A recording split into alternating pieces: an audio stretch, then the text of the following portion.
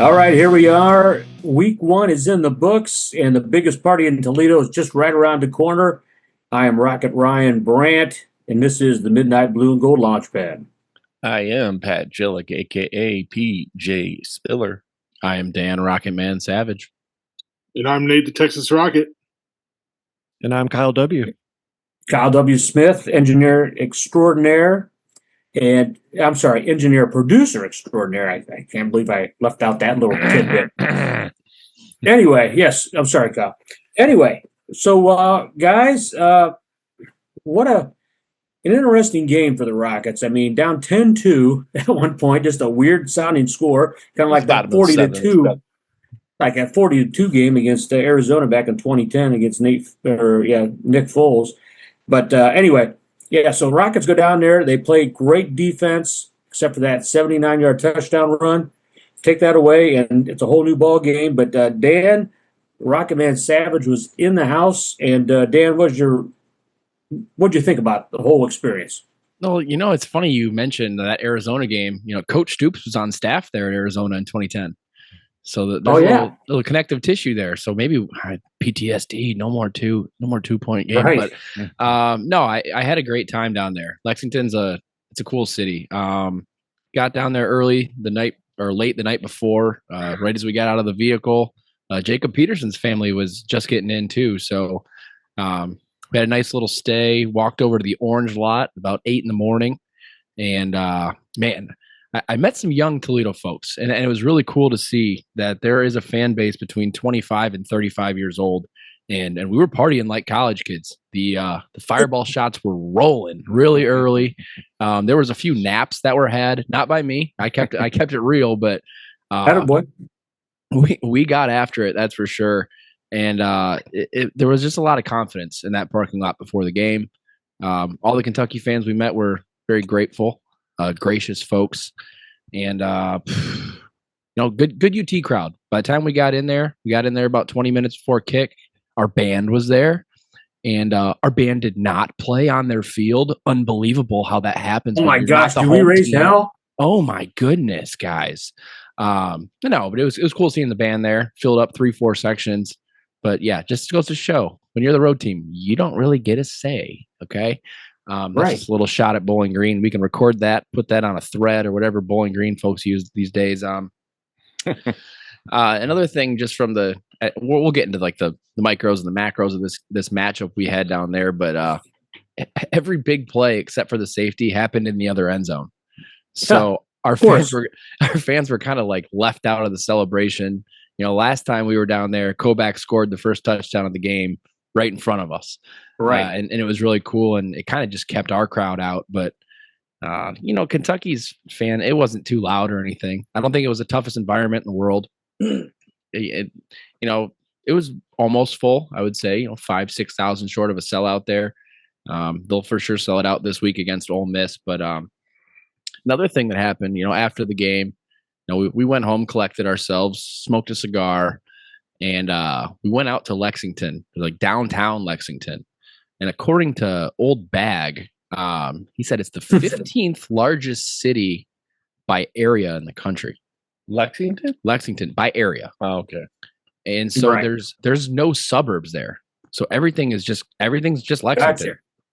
And we went down, and the talent down there late at night at the bars was something to see. They were ugly. That's what you're saying. Oh yeah, sure they were. Down in SEC country, we hit a hot dog stand. I think it was called Blue Wiener. It was. It kept us going the rest of the night, and all around, it was a good trip. But we're excited to be back home this weekend against another Kentucky team, Western Kentucky. And that'll be interesting. We'll get to that in just a minute. But guys, your thoughts on the game? I mean, man, what a doozy. I mean, we were down 7-0. Then we made it 7-2 thanks to the long safety tackle in the end zone, and went to the locker room down 10-2. In fact, it stayed that way all through the third quarter. They finally scored to make it 17-2, and then we came right back and scored on Tucker Gleason's touchdown, and then right after that, oh my gosh! I mean, first play after the kickoff, we had Dowdell with a 79-yard touchdown run. make it 24-9. We then scored with Gleason hitting Vandeross in that 20-yard slant over the middle to make it 24-16. Now, my thought was, okay, defense is playing well. Defense is playing well. Kick it off. Force them to punt and then get the ball back. But we had other ideas. We tried an onside and it didn't work. The onside was, again, hard to see from our seats. It was one of those ones that didn't get 10 yards. And to me, that's the only frustrating part about that. You need a little bit of luck to go your way. If it was me, I would just kick it as hard as I freaking can off of an up back. And that's just how I would run it. But you run for the perfection play. It didn't work out. Toledo loses by 8 points. Absolutely valiant effort on the defensive end. I thought we looked all the part that we were talking about. You told me before the game we score 24 or we give up 24 points. We're not going to win. Some things didn't go our way. And unfortunately, this time it was self-inflicted wounds. It was 96 yards and penalties. Yeah, 11 penalties for 90-some yards. That's 2018 numbers. Yeah, and I think we'll get it, fixed. It's first game jitters. I was telling the boys before, if the schedule had been flipped and they played Eastern Michigan first, and we played Kentucky week 3, and we had the tune-up game with Morgan State. Maybe we get some kinks worked out. We can hide a little bit, but instead we were thrown into the fire. And from the prediction, I said we need to score first. And the first half game script got screwed when we threw the pick, and we were down 7. And then Kentucky kind of wasted us away running that ball. They weren't super proficient at it early. It reminded me a lot of last year's Ohio U game. Oh, yeah. It was like the exact same game. Yeah, no, for sure. And, it's tough. There were some big boys. Them lines of scrimmage down in Kentucky were awesome. And I thought we still stood up pretty well.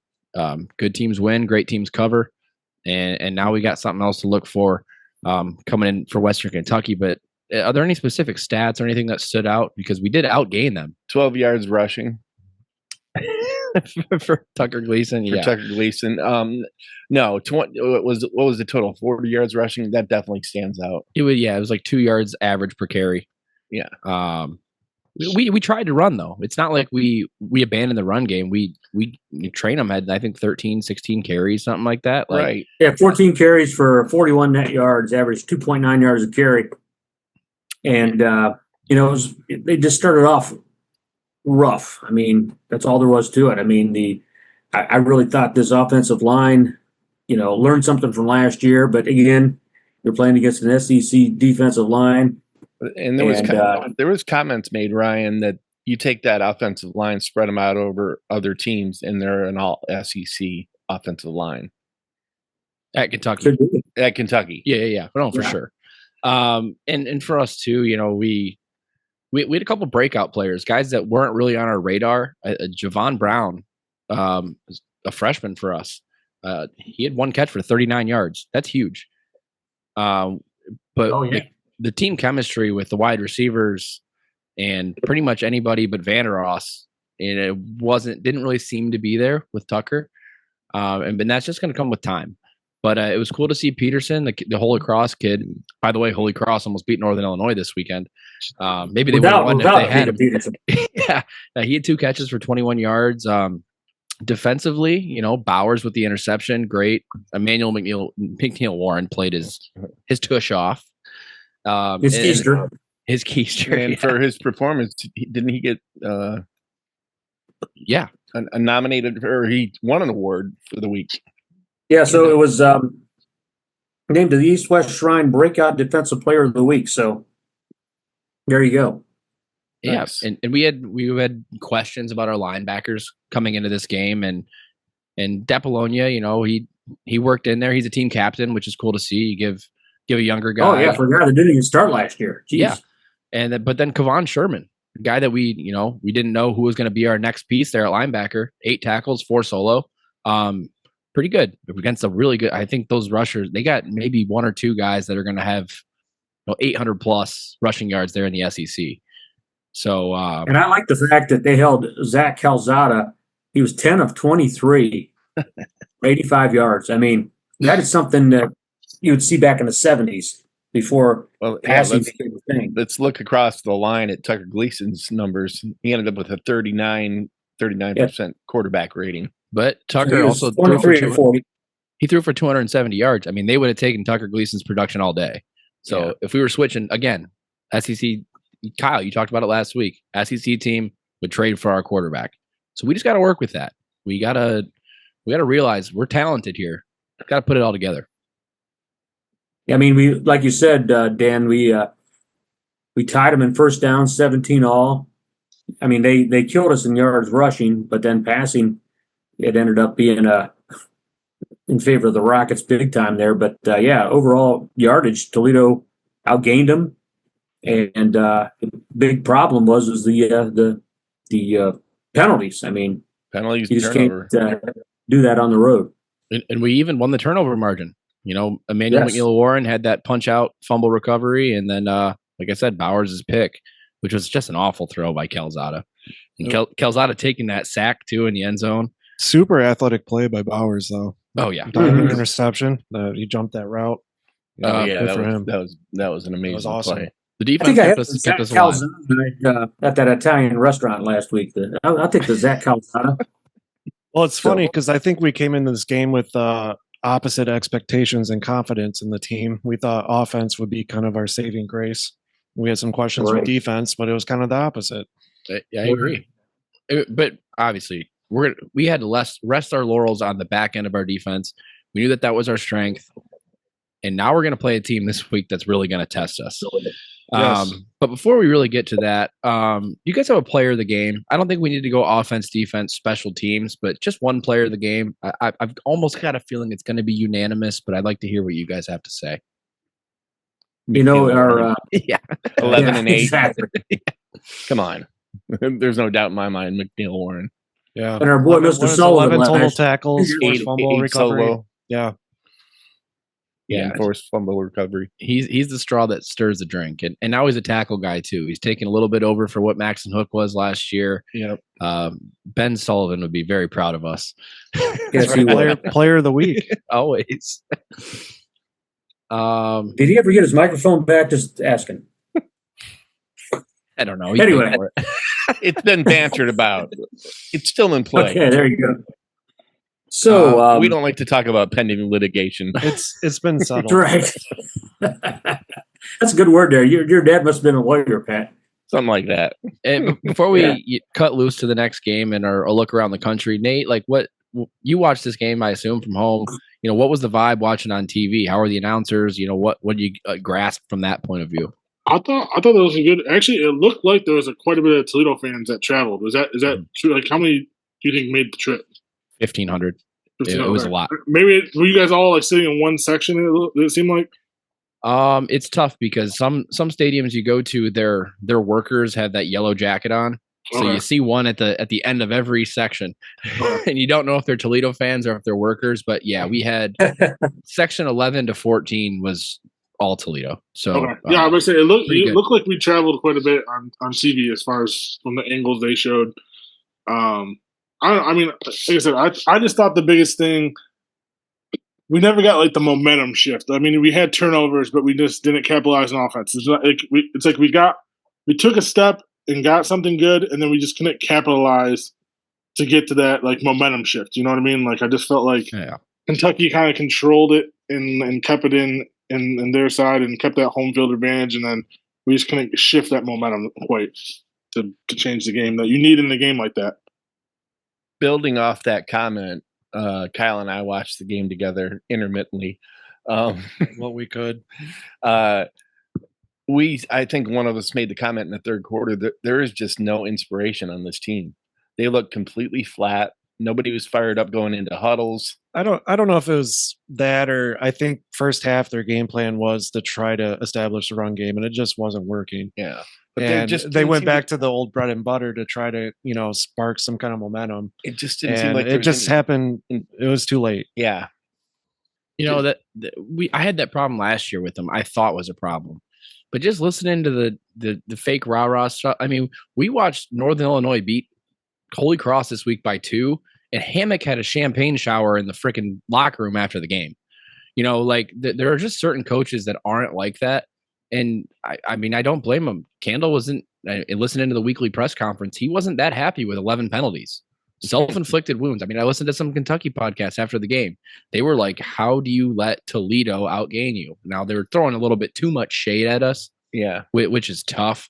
But like, we didn't play very good. We didn't play to what I believe our team's expectation was. Yeah. And it was strictly our fault. I thought the game plan was there. You drop first down balls, you have PIs that extend drives, like that's our fault. So, if the energy wasn't there, maybe it wasn't on the visual scale, but I still think that the guys know that they have the talent to win these type of games. And so when stuff doesn't go their way, yeah, you shouldn't be jumping around like crazy. We'll get to Western Kentucky, but man, I watched their Sam Houston State.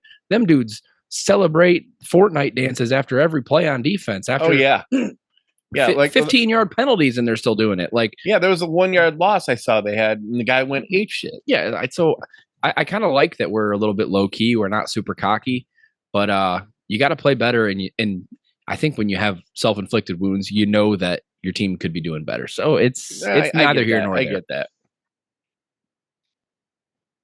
So let's roll into this week. We had a few positive spotlights, but all in all, maybe a disappointing week one for most fans. So I can go with that.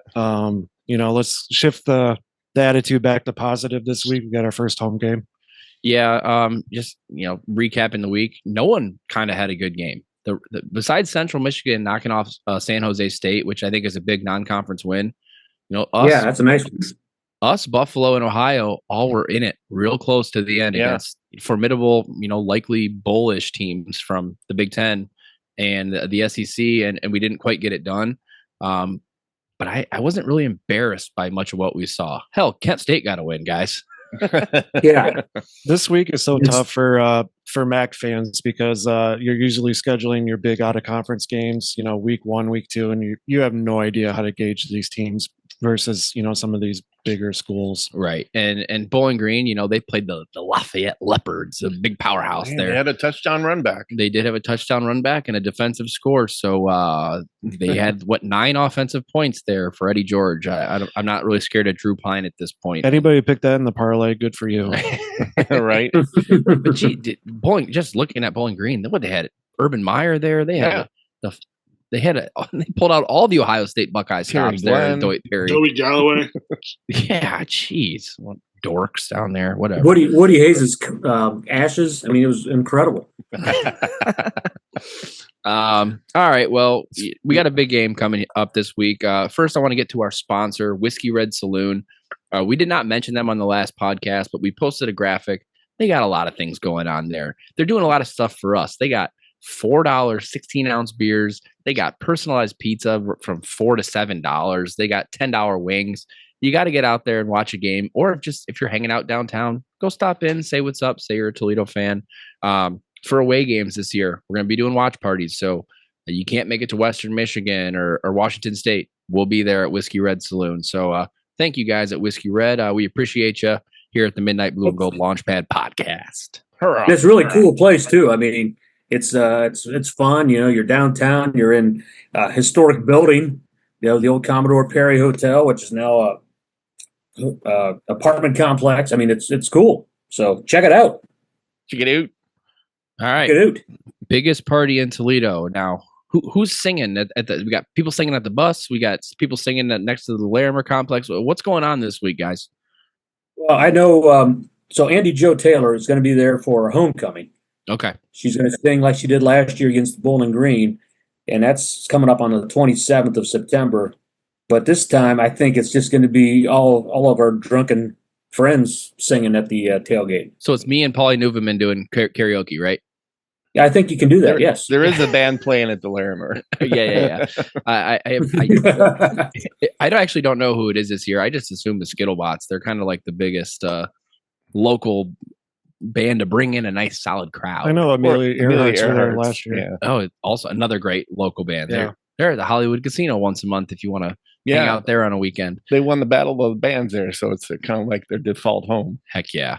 But biggest party in Toledo. Home opener. We don't usually get home openers that aren't FCS teams. This is a big game. It's a 7 o'clock game. It's a night game. There's no excuse not to sell this mofo out, guys. Yeah. And you think about last year, that dastardly, I say dastardly loss down in Western Kentucky, down in Bowling Green, Kentucky. Dan was there. We were down at Whiskey Red Saloon watching it, and then we had that lightning delay.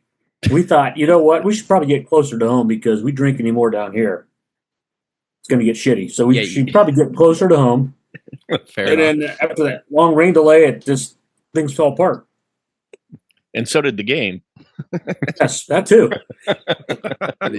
There's quite a bit of motivation for Western Kentucky. If you haven't watched them, they just pounded North Alabama this week. They kind of just walked through the motions. But Maverick MacGyver leads the country in touchdowns this year. He's got 8 through the air, no picks. The dude looks like a freaking gunslinger, and he looks like a Maverick. Yeah, they are. What a great name too. They're impressive. Just kind of a couple other guys to mention here. They're running back. Now they've had 10 guys with carries this year, so the running back room is a revolving door. But the number one guy taking snaps is a true freshman, Marvis Parrish, and he's only got 77 yards on the ground, but he's also got 72 yards through the air. So that's a guy we're gonna have to worry about. I remember when Kareem Hunt was here as a freshman and he started to break out.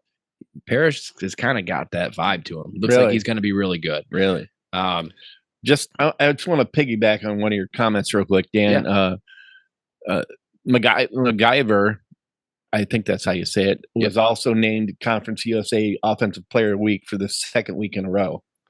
Yes. So he's getting some national pub. First week was easy pickings. There wasn't a lot of games, but this week, impressive. Super impressive. For second straight week is what the headline said. So. Yep. And we got to make sure it's not a third straight week here. It's going to be strength on strength, their passing game versus our passing defense. I think we match up really well in that head-to-head right there. Well, and I also like that, comparing our strength to schedule after one game, we've seen a pretty big ball club. Yeah. Sam Houston and North Alabama, we might be a step up in competition for them. Yeah. Another running back for them is George Hart III. He's the only other guy with over double-digit carries. He's not been super impressive, but they kind of like us. They do run it a little bit. The passing game is where they make their money, but they try to run a little. Yeah, so they basically run RPO, air raid, and you're just going to classify that in as the broad umbrella of spread, but they want to pass the ball, which I think does match up well with our DB room and where our strengths are on defense. Where we could get tied up on defense is the RPO. And it's teaching our guys to stay home because you're going to be the dive key at some point in the game and make the right decision, based on your help defense behind you. So that's going to be crucial. And I'm sure the coaches are coaching them up for that. But with offensively, it just matters if they figure out the run game. If Toledo figures out the run game, I think it's going to be a close game. We could win it. If we have to rely on our short passes to get momentum, we're going to be in trouble. They run a 4-2-5. From what I see online, they run a lot of cover 2, cover 6. So basically, they're trying to press the flats and then protect their back end. So, with the 4-2-5, they got more speed on the field, and they're able to make up ground on those zones. So, hopefully we can get the run game going and get them a little bit on their toes, early in the game. 1,000%. Their wide receiver room is truly a three-headed monster with, I'll give you the numbers so you remember when you're watching the game. Number 17, number 2, and number 3. That's Matthew Henry, KD Hutchinson, which, oh my gosh, this guy's an athlete. And then Musa Berry. Those are 3 guys that they're going to spread out our 3 really good corners, and they don't really care who's the one that's doing it. But they had a one-handed catch this week for 77-yard touchdown. I mean, those guys are athletes, and MacGyver puts it right on where it needs to be. So we got to play really well defensively this week. Turning the other side for us, obviously we know what we want to do on offense. Their defense, they just rotate a hell of a lot of guys on defense. They got no one with more than 10 tackles on the team so far. So far, it's led by one of their corners, Jalen Lewis. He's got a pass defended, a pick, and leads the team in tackles with, I think, 10 or 11. So that's number 7 on defense for Western Kentucky. Other than that, boys, it's all about us. It's what we can do to impose our will on these boys. We play our game the way it should be played. I think we had a good chance. And it's all going to depend on the home crowd. Get out, make it loud there, make it tough for them. That'll go a long way. Just to kind of more solidify with what they want to do on offense. They just hired Rick Bowie, his first year offensive coordinator, and they were a pass happy team before his hire, but he led the Division II last year at Albion Christian, with passing yards. So they get after it with the pass game. So we're definitely going to have to be locked down. A little bit similar to last year is because it is strength on strength. I could see a lot of turnovers in this game. I think last year we had 4, they had 3. It was just pretty good balls by Caden Veltkamp, intercepted by a pretty nice guy in Maxon Hook or Emmanuel McNeil Warren or Avery Smith. Like it was it should have been a high scoring game if it wasn't for the turnovers. Yeah. But each team's trying to take a lot of shots. And I mean, that's what you were saying earlier. Like it's hard to gauge, 8 touchdowns, 0 turnovers in the passing game. And it's like, well, who did they play? Right. So it's going to be tough to see if they can keep that perfect streak going. Right on. So it's also Western Kentucky's first road game of the year, guys. Yeah. And their first home game, I believe, had 16,000 people. Wow. And that was their student section was rocking there, but 16,000. We got that. What else are you gonna do in Bowling Green, Kentucky? I know, right? And I mean, there's only so many times you can go to the Corvette Museum. Come on. and they did have one of their better crowds of the year last year, maybe the best against us. But that was like their family weekend, and the students were all like, hanging out with their parents. So it wasn't like that raucous of an environment for the first half that they even had fans there. It's going to be one of my keys to the game. We are a part of the reason that Toledo can win this game. We have to show up. We have to be loud. Third down, you got to stand up. Students, get the hell out there, because that end zone at Toledo is more imposing than Kentucky's end zone was this weekend. I promise. We're right on top of them at the Glass Bowl. Is there going to be thunder? And then last year, no, the weather's looking really good this year. I think the high is 67. It's going to creep into the 50s during the game, so it's going to be beautiful weather. No storms in sight. Not even any rain. Well, here's an interesting little tidbit from last year's game. We talked about Emmanuel McNeil Warren. Great game at Kentucky this past weekend. Last year, kind of his coming out party. He had 7 total tackles. He forced a fumble and an interception, and he broke up a pass. So, I mean, look for him to continue on with another big year and keep it going against Western Kentucky. Facts, as the young kids are saying. Facts. That's right. Not FAX either. Yeah, not a machine you put a piece of paper into, Ryan.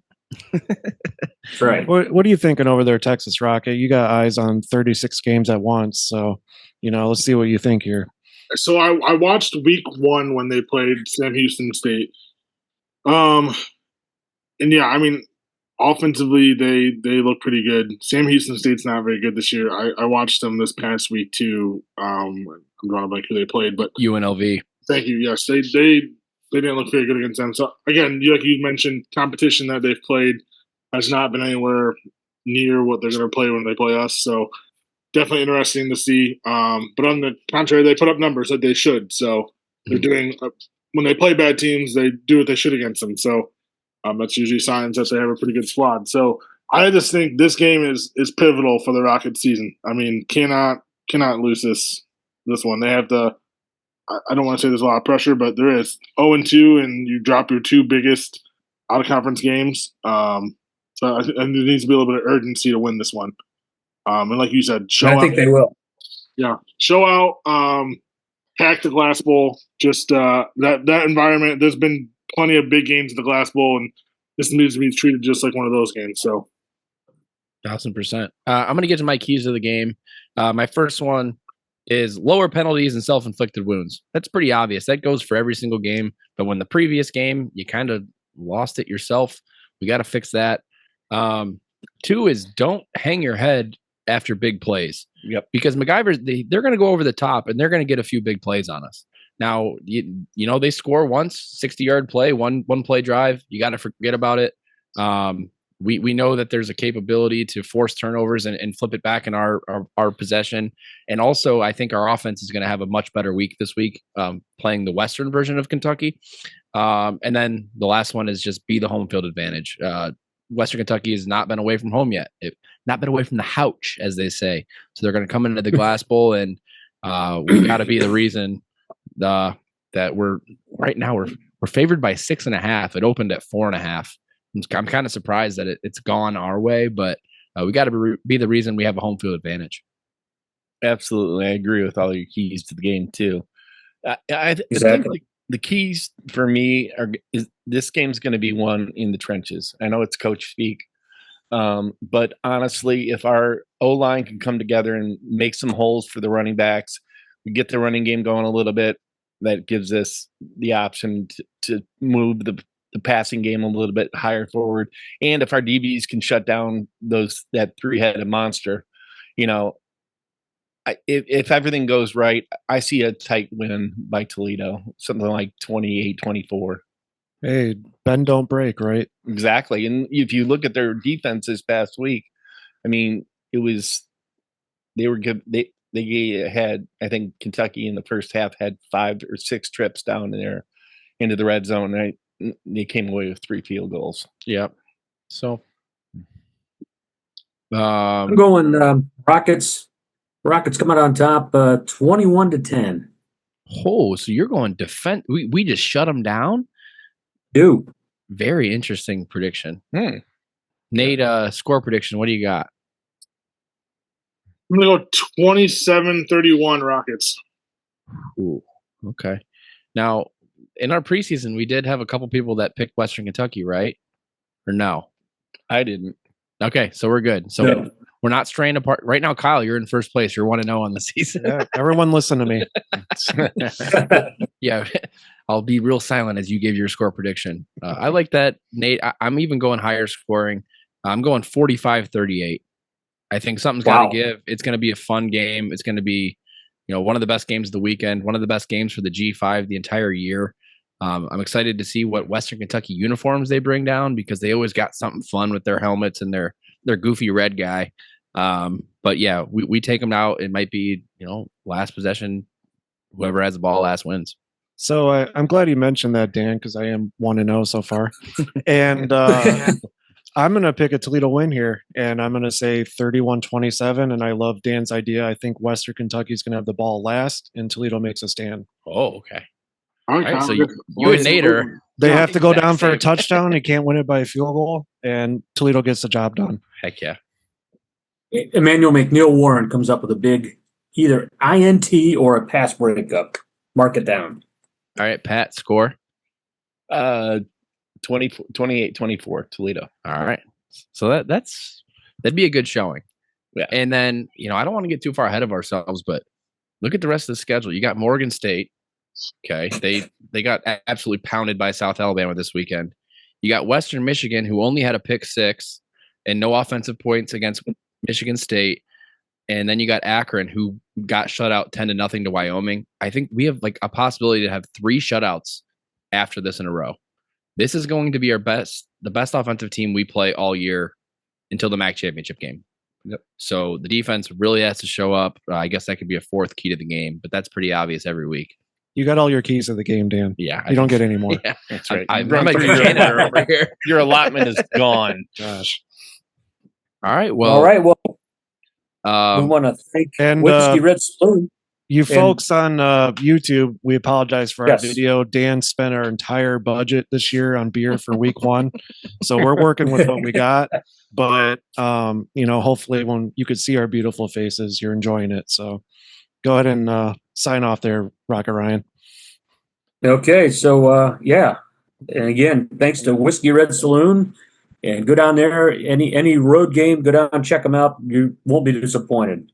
On behalf of engineer, producer, the man, the myth, the legend, Kyle W. Smith, I'm Rocket Ryan Brandt. And I am PJ Spiller saying, let's put a bow on this bitch for the night. Hey, we got there. I'm Dan. What color bow there, Pat? Let's go with the gold today. Just a gold one. We're just going to have a gold bow on this bitch. All right. We'll switch back and forth throughout the season. I say a white one for rest in peace for our white helmets. Yeah. Yeah. There you go. Oh, another story for And another Nate, day. don't forget to say goodbye, Nate. Yeah, letting the bows get picked first, so I don't want to interrupt. I'm Nate, the Texas Rocket. Everybody, thanks so much for listening. We appreciate you checking in. Have a good night, good day, whenever you're listening. Go Rockets, TOL. Yo.